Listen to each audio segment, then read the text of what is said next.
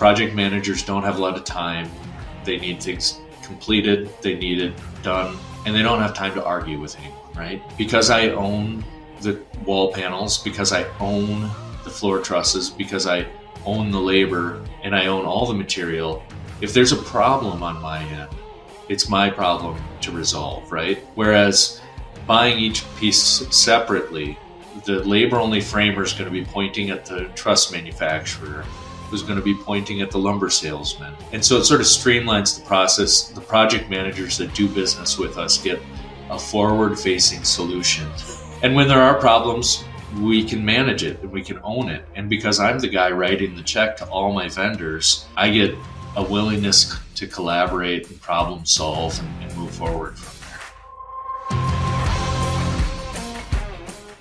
Hey, it's Todd here from Construction Leading Edge. Thanks for joining. If you're new to the podcast, we're all about helping construction business owners systematize their construction business, putting the right systems in place so you have more freedom, more impact, and more wealth. And today I've got a really interesting interview with Chris Tatge. He is the founder and president of DC Materials, which is a Wisconsin-based company, and they specialize in providing turnkey framing solutions and lumber for multifamily and commercial construction projects, really large multifamily projects. And here are a few things that we talk about in this wide-ranging conversation. We talk about how Chris went from working on the job site with tools on a few years ago to the CEO of a large and pretty fast-growing company. Why he transitioned from being a labor-only sub to a turnkey provider of labor and lumber materials. Some of the lessons that he's learned by going through that process, some of the lessons he's learned by growing his business pretty substantially. We talk about why Chris says that pre-construction and planning are more important than execution on the job site.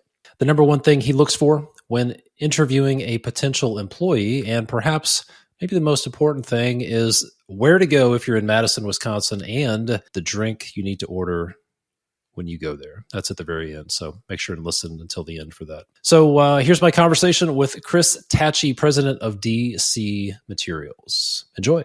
All right, Chris, welcome to the podcast. Thanks for being on here. How's it going today? Pretty good. Good day so far. Thanks for having me on, Todd. Yeah, you bet.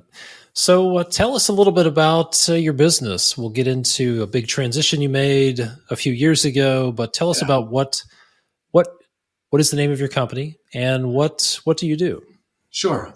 So the company is DC Materials. I'm a turnkey framing contractor in South Central Wisconsin. So we provide carpentry, labor, and materials for large wood frame apartment building projects. Got it. And how big of an area do you work in? About a 50-mile radius. We've sort of proven our sort of our business model over the last few years, and so we've been slowly growing market share here locally and reaching out as we've sort of felt like we can provide the service that needs to come with what we do. So okay, and we're recording this in April of 2024. How has the last 12 months been in the multifamily sector with interest rates doing what they were doing? Yeah. Good. That's a great question. So we're small market. So Madison, Wisconsin, so it's skewed. Madison is the second highest rent increases in the country last year, third lowest vacancy rate behind New York and San Diego. So we need a lot of multifamily construction. Most of the development in our market is sort of the equity is raised by LPs. So that's like, the orthodontist who wants to stick his money somewhere. And so as the Fed has, said a lot of nice, warm, feel good things, there's a lot of LPs available to get projects started. And when Jerome Powell comes up and says scary things, then I've got a 4-month window I need to fill up.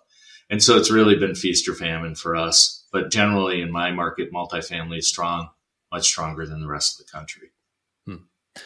And what does the next 12 months look like, in your opinion? Yeah, I've got a backlog into the winter, and I'm starting to build my winter and spring backlog right now, and so very steady. A lot of good opportunity for me to continue to grow my business. Good. So let's talk about this transition you made a few years ago. You made the transition from being a labor-only subcontractor, as I understand it, to now you're a turnkey framing contractor providing labor and materials. So Yes. let's go back. First of all, when did you make that transition, and what led you to decide to make that move? So in 2014, I get involved with the National Framers Council. Uh, I met some guys from the Mid Atlantic and Texas who were so. 2014, I'm a framer. I'm wearing a tool belt every day. 20 employees. Absolute pinnacle of success for me is building an apartment building, being out there all the time every day, and keeping the money that's left over. Right. 2014, I meet these guys, and they're real businessmen. They're framers, but they have these real established businesses, office staff, the whole deal. And what's different about them? They're providing material along with their labor. They're making money off that material, and because they're controlling the material, they have better control of their schedule. That sort of business model didn't exist in Wisconsin. So I thought, wow, I've got to learn more about this. So over the next few years, came more and more friends with these guys. They kind of took me under their wing, willing to mentor me. In 2009, well, it took a lot of time to find a place in the supply chain. Everybody sort of protects their position when you're selling a commodity because it's hard to add value to a commodity other than just passing it through. And so finding vendors who are willing to sell me and willing to potentially upset their customers for the vision that I had for my company, that took about a year and a half. Sold our first package, labor and material, in 2019. Since then, we grew 1,126%.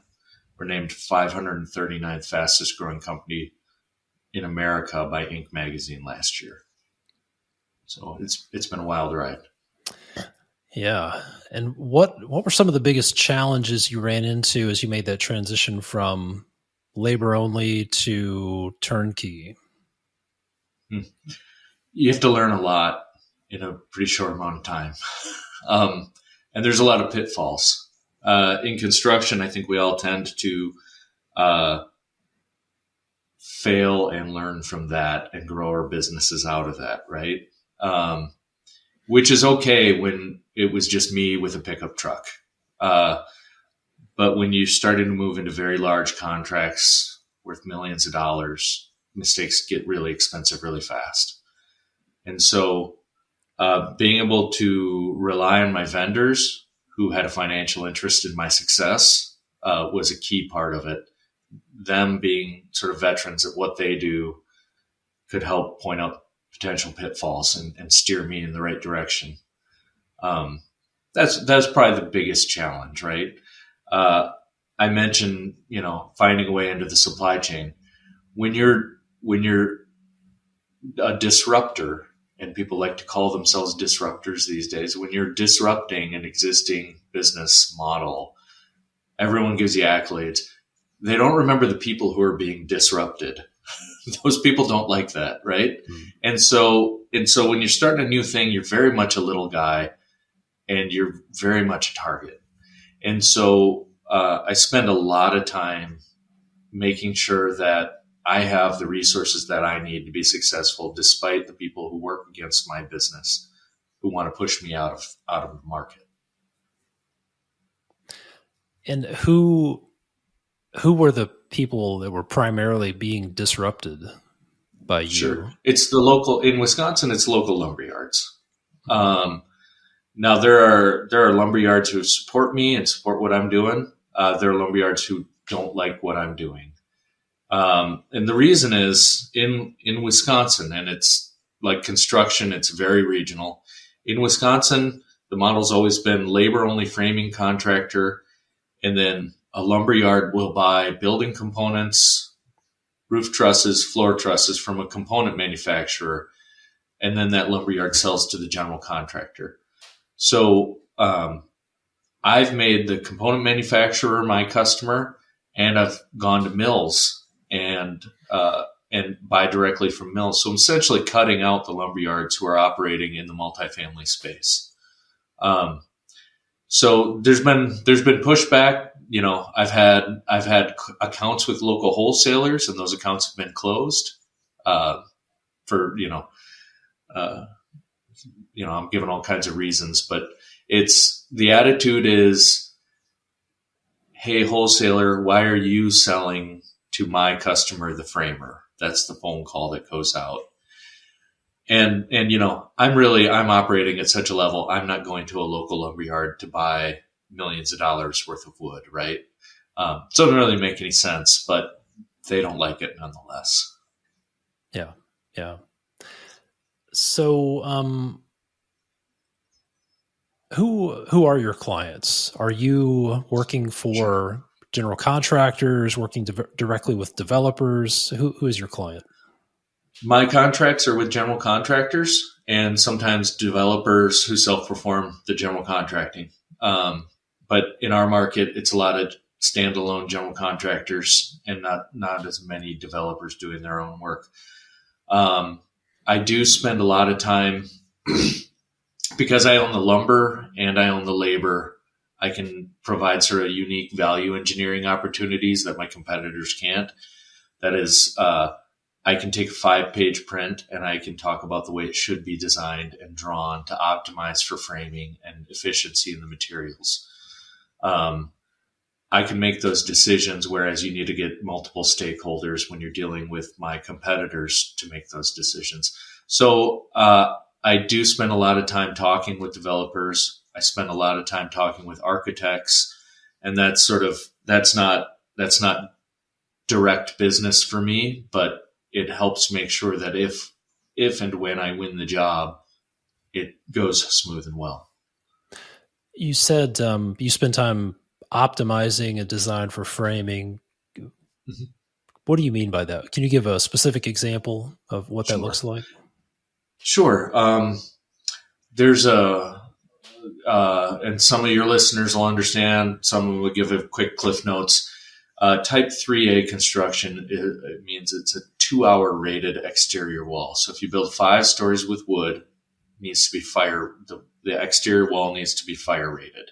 So you're using fire treated lumber. Generally speaking, when those are drawn, you're bearing your floor trusses from the party walls. So from an interior wall to an interior wall. I've seen plans drawn initially where they're bearing from corridor to exterior. And because of the fire rating and that interaction, it adds a significant amount of cost to have your floor trusses interacting with that 2-hour wall. And so for me, a framer and a lumber guy, when I open up a plan and I see that floor truss orientation, immediately I know there's a very significant amount of money up for grabs if you catch it early enough and you can design it the other way. And there are small things like switching out LVL rim board for OSB rim board, which is like a 75% savings. So there's a lot of opportunities like that that I can speak to from both sides. Yeah. So it seems like that's pretty valuable for a general contractor who's trying to reduce the budget, which is therefore very valuable for the owners. What other value do you bring as a turnkey contractor versus the older traditional approach? Yeah. So, sort of everyone in construction and construction management, we're all generally pretty stressed out. Project managers don't have a lot of time. They need things completed. They need it done, and they don't have time to argue with anyone, right? Because I own the wall panels, because I own the floor trusses, because I own the labor, and I own all the material, if there's a problem on my end, it's my problem to resolve, right?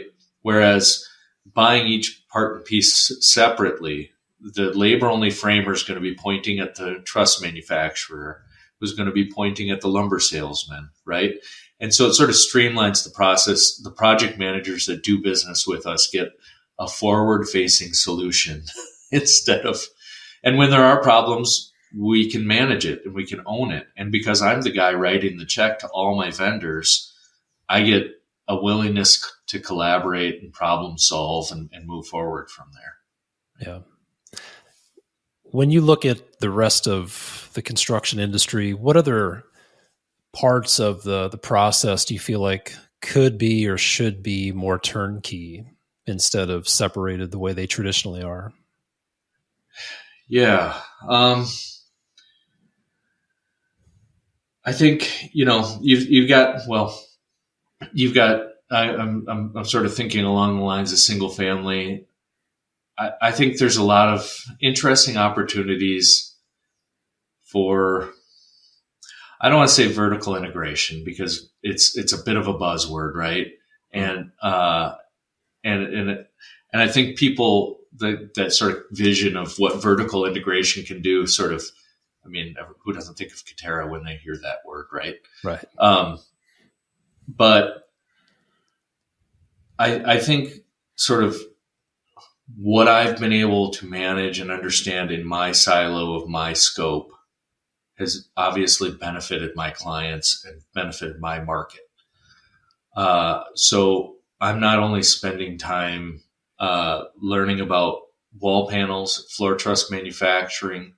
I was in Canada last week for the Montreal Wood Convention. I think each sort of subcontractor with their own sort of skill set, learning up and down the things that affect your industry and how those vendors need to find value and how to work with them better and build those relationships, siloed vertical integration. I think that's good for all of us because even if it's not something that I'm buying or selling or have direct interaction with, if I understand where the value is in the supply chain that affects what I do, I can make a very good, educated proposal for what the solution should be because I know what the rest of the stakeholders are going to say. Yeah, that's good. So let's talk about the transition that you went through personally. I heard you say not too long ago you were running a crew of 20 guys out in the field, running projects. Now you're running a business as a CEO. Let's talk about that. What were some of the biggest hurdles you had to overcome as you transitioned from where you were to where you are currently? Yeah. It was a big transition. It's being. If your listeners are these small business, single family guys who are out in the field or driving trucks around, checking on guys at night and working behind a computer at night and checking guys during the day. For me, learning a willingness to learn technology and dive right in and understand bookkeeping, how to read a balance sheet, financial statements, communicate well through email and other platforms. A willingness to do that and it has been pretty essential for me becoming a CEO. I think, I spent 20 years wearing a tool belt every day and I loved every minute of it. Love being a carpenter. I'm still a carpenter. I do carpentry work on the weekends when I can. But letting go and being able to see myself as that guy and as that CEO and understand that time behind a desk, although I'm not swinging a hammer to earn a check and creating physical things and being willing to put in the time in front of the computer, that's been a big deal. The other part of it has been peer groups, right? Mm. I got involved with the National Framers Council. I got to spend time with guys. George Hull from Dallas, Texas frames 12 million square feet a year. and he's been willing to spend time with me and teach me and help me learn. And outside of just my own industry, I've got a peer group that I meet with once a month, other business owners, presidents of companies, and there's a ton of alignment there, right? As far as the problems we have, and you don't always see the solutions, the potential solutions, when you're just working inside your industry. Yeah. So,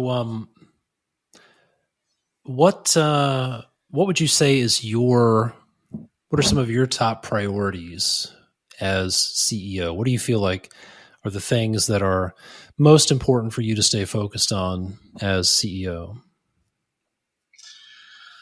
I think what's our vision, or what's our sort of what's our vision for growth? What does that look like? Are we executing that? Being able to have a firm understanding of where you're at, where you want to be, I think is pretty essential. But really, I spend, and we might talk about culture a little bit, but the culture is really what's our brand. We deliver a building, a 4-story wood frame building, no matter what size it is, in 8 weeks, every single time.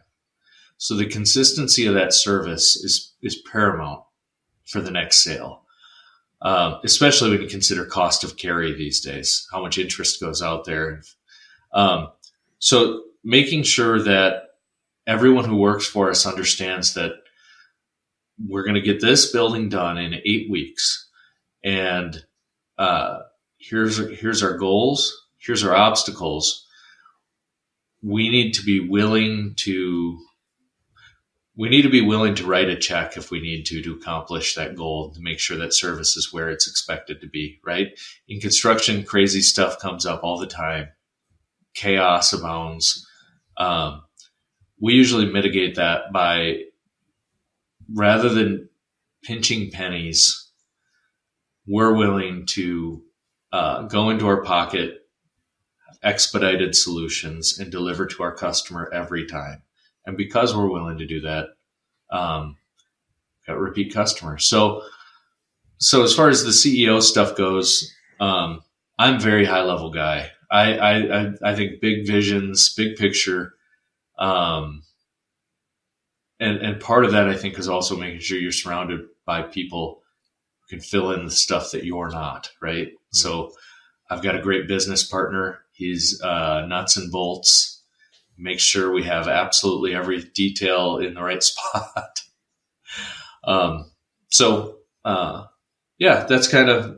That's how I've made the job for myself, at least. You mentioned culture.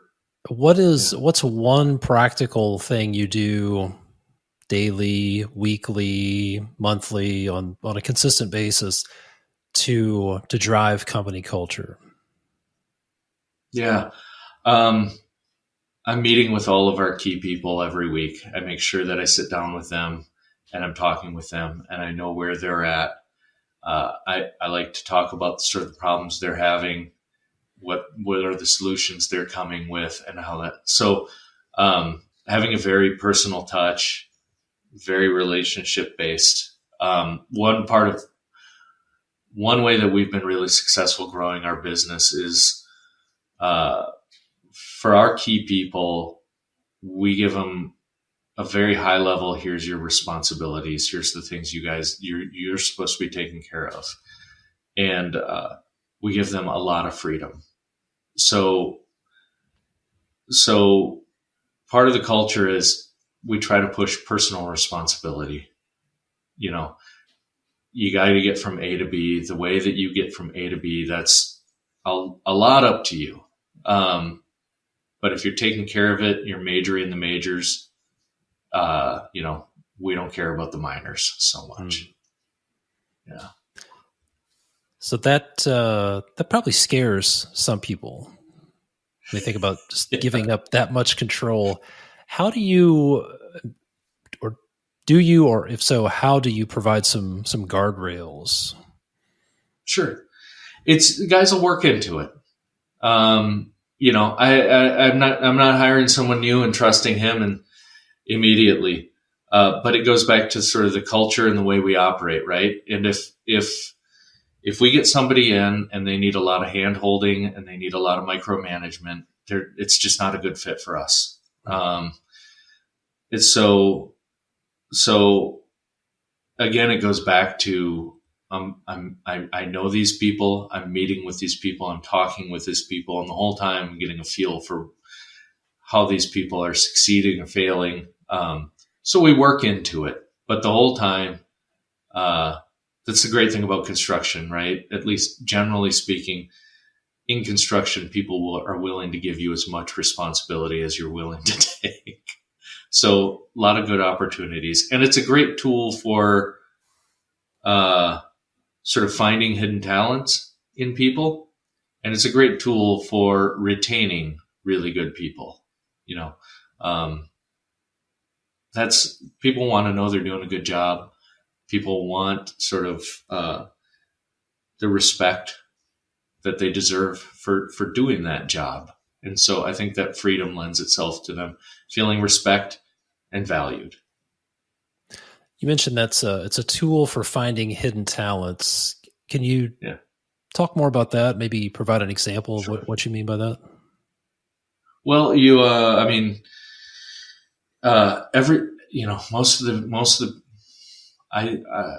I'll say this, 15 years ago, I'm a production manager for a quickly growing framing company, right? We had a lot of churn, and we kind of pushed this personal responsibility thing. And we ran through a lot of guys. A lot of guys didn't cut it, but a lot guys did, right? And the guys who did, and the guys who stuck around for years, while we were all wearing tool belts, building stairs and building walls and sheeting roofs 15 years ago, we're all leaders in our industry now. Job superintendents, guys framing single family homes that have their own companies, project managers. So you take a guy who's a carpenter and you give him responsibility. You give him more and more responsibility. He learns something about himself. It's the same thing for me. 20 years ago, being in the position I'm in, I would have never thought it. But those opportunities that I had, that I made for myself, helped me find hidden talents that I had. I'm curious, how are you finding, are you finding skilled labor, or are you making it? Sure. We're generally finding it. Okay. We have our own framer employees. We also have a strong sub-tier base that we do business with. So we partner with really good framing contractors. There's a lot of really good framers out there. There's not a lot of really great framers who are also businessmen. Mm-hmm. And so when you're going and asking for a contract for millions of dollars, you've got to be a professional, right? So we help these guys get on the projects they want. We support them with management. We support them with sort of quick, good payment terms. We make sure that the projects go well, and we pay them a lot. We pay them really well. We make a lot of our net comes from the lumber side of things. The labor side, we try to pay up to make sure that we have the best labor that's available.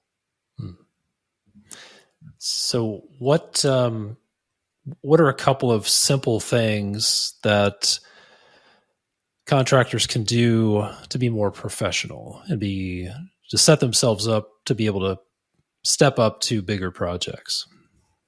Yeah. The transition from sort of the operating the day-to-day to the bigger project stuff. One of the best things I ever did was I learned accounting software. It's really, I operated for a long time. I'd finish building a house and I'd figure out in my head whether or not I made money, right? It's not a good way to do it for a long time. Anything that's tracked improves, right? What are you in business for? You're in business to make money. So learning an accounting software, and I chose QuickBooks when I started, was key component to me sort of having the free time that I needed to sort of dream bigger.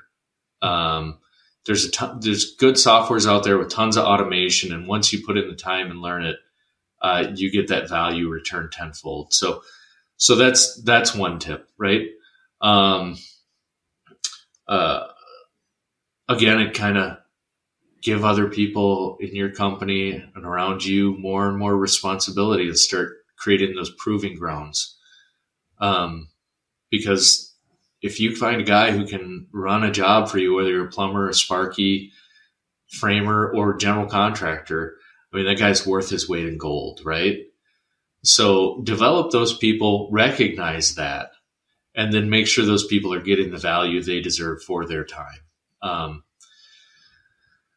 And then, I don't know, just a willingness to gamble, I suppose. Well, those are, I think most people would be down with number 3, like a willingness to gamble.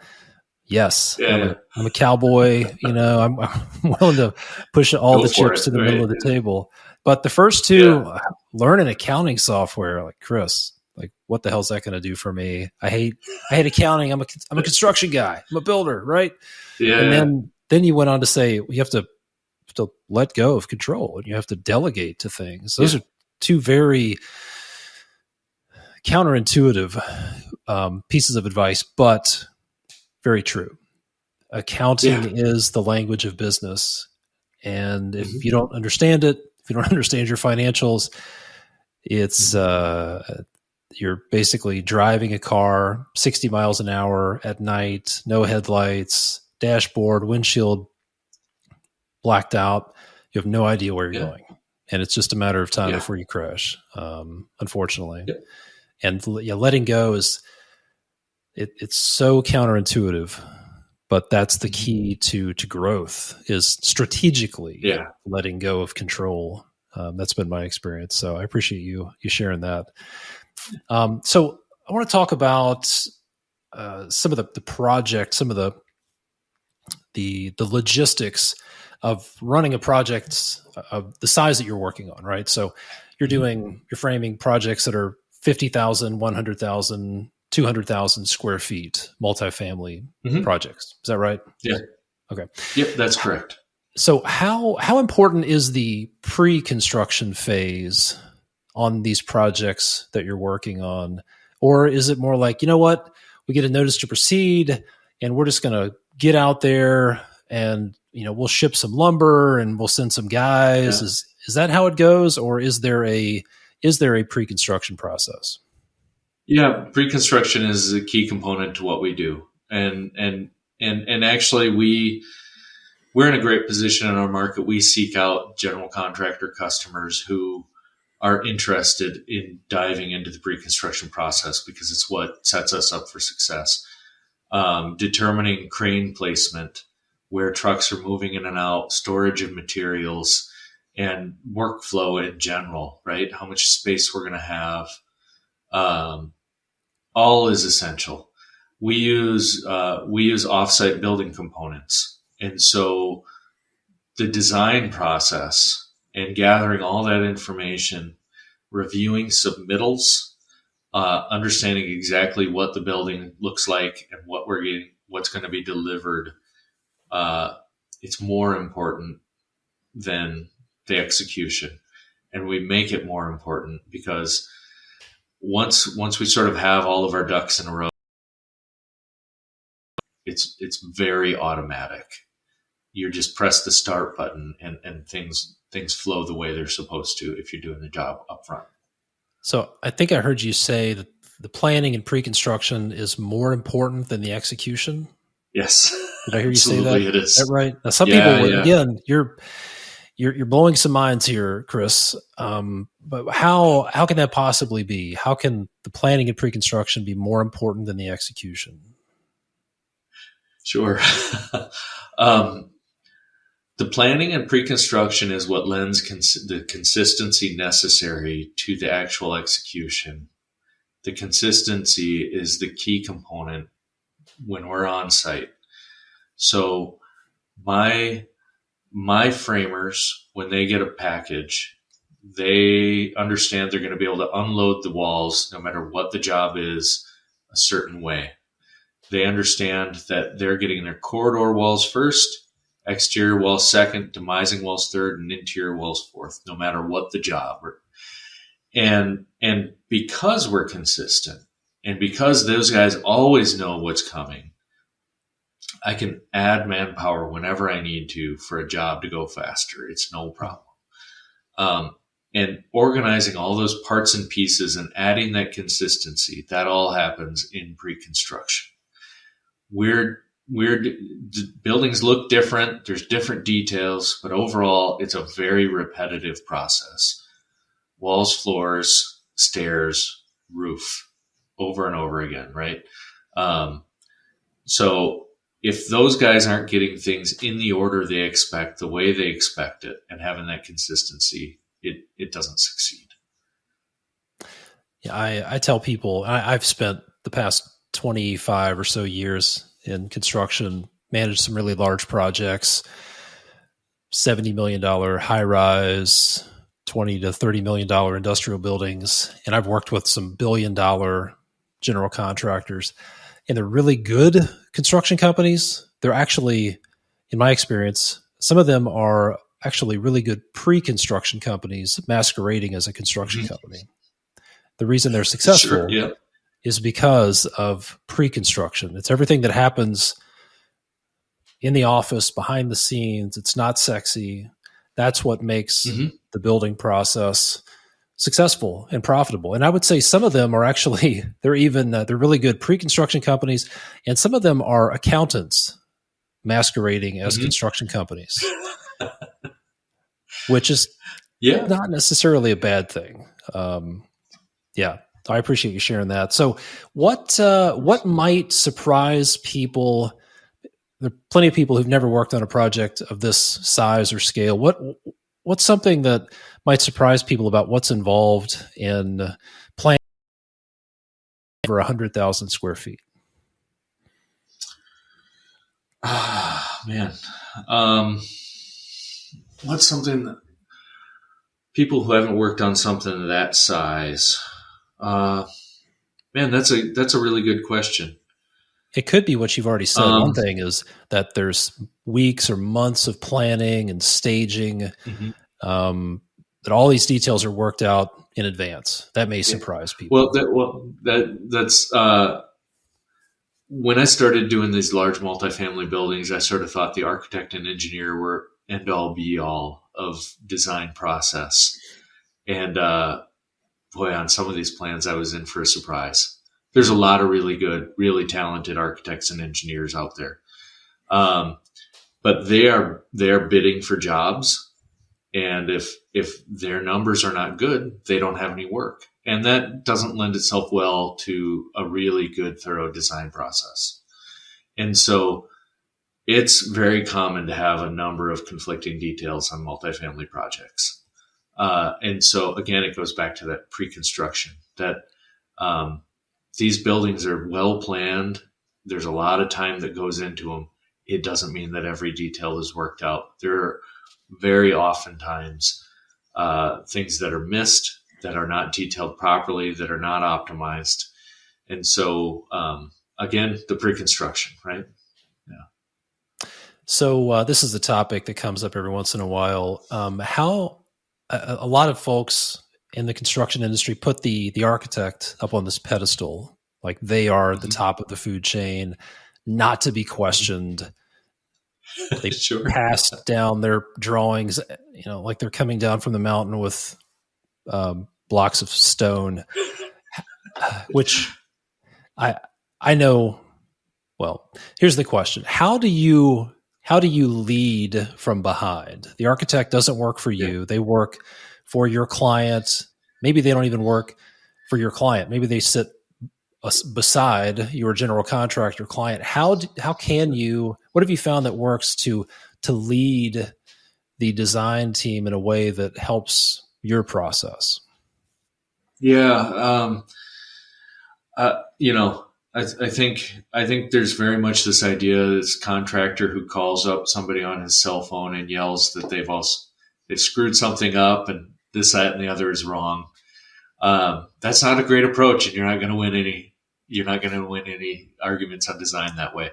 So being able to create and submit RFIs that look professional, that have all the information that the design people are looking for, is really important to making sure you get a yes. Architects, while I'm sure they respect the trades, you're not a designer. You're not them. And so making sure what you put in front of them is impressive enough and gives them the impression that you're speaking from a place of knowledge, you're going to get a lot more action that way than you are calling and yelling and saying something's just wrong. So presenting problems and solutions in a format that includes data, specs, all of it gets you very far. Yeah, I don't recommend sending an RFI that starts with like WTF, why are you an idiot? I've seen them. Yeah. They're good for a laugh. Yeah, they are. Not so productive. Yeah. I really like that idea. What I've found is I've seen a lot of guys who would just ask a question and say, here's a problem. And then they would allow the architect to come up with a solution. And then they would complain about the solution that the architect came back with. Yeah. Like, well, why did you ask? Yeah. Just point out the problem, ask the question, and then offer a solution that works for you. Don't give them an opportunity to design something that's not available, that's out of stock, that's not constructible. Make it easy for them. That's what I've found. Yep. I'm sending an RFI to a project manager who's stressed out and doesn't have a lot of time. Biggest favor I can do for that guy is give him something he can just download and forward. Then it's ending up at an architect who does not get paid for answering RFIs. They get paid for drawing more drawings. Right? And so owning the entire process and ensuring that it's going to be smooth. Yeah, it works well. Yeah. Good advice. So I'm curious, as you look at the next, say, 12 to 24 months, what opportunities are you focused on for your business in that time frame? Mm-hmm. We want to continue to grow market share. We want to, we're a quickly growing business. We enjoy it. We like bringing a new business model to Wisconsin. And so continuing to build relationships and show people that there's a professional framing contractor out there who can own the project and be responsible for it the whole way through and add value to the process. So growing our market share, expanding our market, our radius that we service, those are some goals. I just added 100,000 square feet to my lumberyard operation. We're going to be opening a showroom 2 months from now. And so bringing on additional staff to sort of support our efforts in those areas, it's going to be a lot of fun. Nice. Couple of typical questions that I like to ask all of my guests. Sure. The first one is, I'm curious, do you have a favorite failure of yours? Was there what appeared to be a failure or felt like a failure at the time that set you up for later success? Anything come to mind? Yeah. I think so. I don't think I'm never going to fail, but I do know I'm the kind of guy who's going to work really hard to make it right when I do fail. And I got a large contract. It was the biggest contract I had ever gotten. It was a 350,000 square foot building. And and they're going to start building it like pre-construction and all this, and they're going to start building it on Wednesday. And Tuesday morning, I figure out that I missed a spec that I need, and this is lumber nerd stuff. I need a bunch of Doug fir larch #1 fire treated material. And that stuff does not exist in my part of the country. And so I heat up the phones, monumental failure on my part, huge miss. I found it in 2 places on the ground. So on the ground, it means immediately available in Denver, Colorado, and Sacramento, California.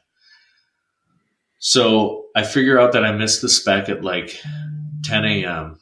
and I find the stuff, and by 11 a.m., I'm pulling a trailer to Denver, Colorado. So drove all the way to Denver, load up the material, and get it back. We lost a little bit of schedule time, but I went from being the lumber salesman who missed a major spec and was going to mess up the job and the timelines and everything.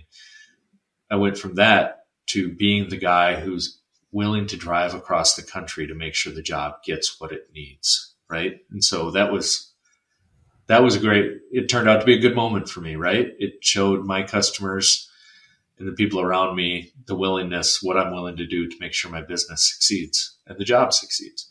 Yeah, that's good. Yeah. A couple of rapid fire questions. What is the #1 thing you look for when you're interviewing a potential employee? Do a couple quick. If you're a carpenter and you're trying to get a job, don't tell me you know how to do everything but stairs, because it always means you don't know how to do everything but stairs. Just, I'm really good at reading people, and so I'm very relational, and I always just I want to make sure this person's personality is going to fit in with our culture, and so chatting and talking and just a little bit of very Midwesty, what's your life like? Gives me an immediate read on somebody and whether or not I want to be in business with them.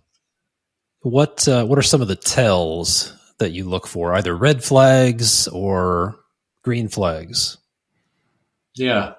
I think people who are willing to be honest and let down their guard a little bit and be straight with you. I think there's so much information out there about how to present yourself, how to sell, how to do this, that, or the other.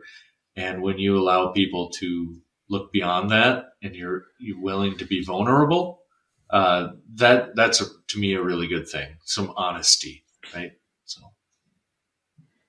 yeah, I agree. That's a big green light. Yeah. So other than, I'm curious what other red flags you look for other than I can do everything but stairs. What are some red flags? Contractors, carpenters, skilled tradesmen, we're generally very proud of what we do, and rightly so. When I meet tradesmen who are very quick to speak poorly about other people in their trades, that tells me there's not a lot of good character there, and they're going to be doing that. It's you get caught in a corner with a general contractor who thinks he's the God's gift to great general contracting. You know it right away, and those guys exist, and those guys are not shy about it. So I try to stay away from that kind of thing. Yeah, one of my favorite questions. I ran a company and we grew it up to about 50 employees. One of my mandatory interview questions was, "Hey, tell me about a time that somebody did you wrong at work." Mm-hmm. And if they took a deep breath and just unleashed this litany of, well, this guy screwed me over and this gal screwed me over and this guy did this, like, I know I'm going to be the next one in the list. So we're not going to be a good fit. And the best employees, right away. I've been waiting for you to ask me that question. Yes, there are many, and I still feel the pain, and I just want to tell everybody about it. Yeah, and the best people will usually respond like, well, I don't know. I can't really think of a time somebody, really, I wouldn't say anybody screwed me over at work. And that's the best answer. Yeah. Yep. So another quick hit question. What town do you live in? I'm in Stoughton, Wisconsin. So I'm 15 minutes south of Madison, Wisconsin. So, okay. So yep. Madison sounds like the South Central. So if somebody's in Madison, what is the best bar or restaurant that they need to visit while they're in Madison, Wisconsin? Oh, man.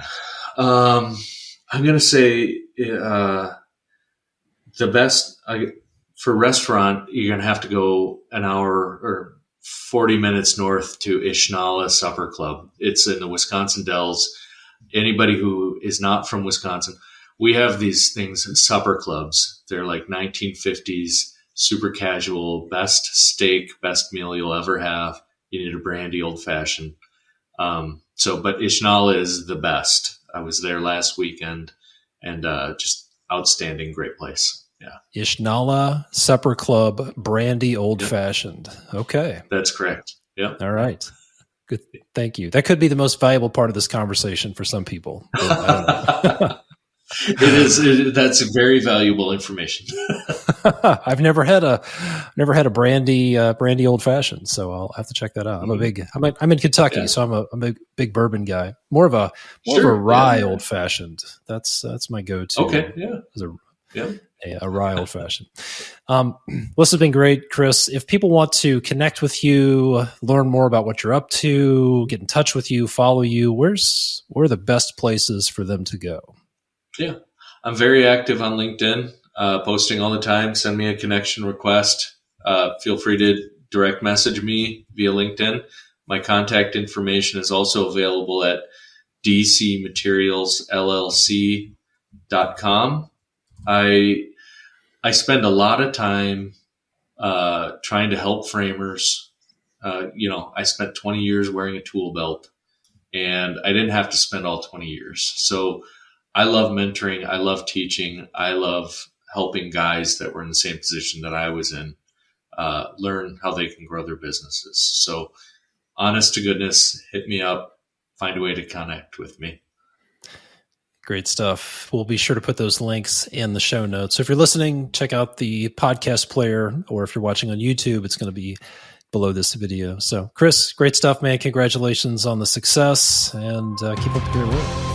Hey, it's Todd here. And one more thing before you go. Look, if you own a construction business and you want to put the right systems in place so you can either scale it up, maybe you want to step away from it, be able to take a proper vacation, maybe you want to sell it someday, maybe you just want to have more freedom, or maybe make it more profitable, or maybe you just want to get out of constant firefighting mode and make your phone stop ringing all the time. You really have three options if you want to make a meaningful change in your business. Option one is do nothing. Status quo, keep doing the same things, getting the same results. Option two, you can DIY it. You can do it yourself. You can reinvent the wheel. You can read books, listen to podcasts, try to piece together a solution, use trial and error. Or option number three, if you want meaningful change, is to find a proven system that delivers the results you're looking for. Sort of like if you use software for project management or for your bookkeeping, I assume you probably didn't try to code your own software. You found a proven system that delivered the results you're looking for, right? Well, if you're looking for a proven system to systematize your business, we've helped hundreds of construction business owners implement our systems in their business, specifically our nail the handoff pre-construction process in their business. It works for home builders, remodelers, commercial general contractors. It also works really well for trade contractors like electricians, concrete contractors, site, utility, plumbing. And it's part of our Systematize Your Construction Business program. So if you want to see what systematizing your business looks like, what nailing the handoff looks like, and the positive side effects that come with that, then the next step would be to schedule a free business evaluation call with my team. And you can do that by going to constructionleadingedge.com/apply, APPLY, or just go to our website, constructionleadingedge.com, and tap the Apply Now button. You'll learn about the 5-step process we've helped hundreds of people implement to systematize their construction business. Most importantly, you'll get an objective third-party evaluation of your business to answer one really big question. Is your business designed to fail, or is it designed to succeed? So let me ask you this. If your business was unintentionally designed to fail, when would you rather find out? Now while there's time to do something about it, or later on when it's maybe too late. This business evaluation call is totally free. There are no strings attached, no pressure. And it could be the best hour you've spent working on your business in a long time. So our schedule fills up pretty quickly. So if you're interested, go over to constructionleadingedge.com/apply, or go to constructionleadingedge.com and tap the Apply Now button to book your business evaluation call. Hey, thanks for listening. I hope you got value out of this podcast. If you could take a moment, if you did, and leave a rating or a review or share this with somebody who needs to hear it, I would appreciate it. I'm Todd Dawalt from Construction Leading Edge. Thanks so much, and we'll see you next time.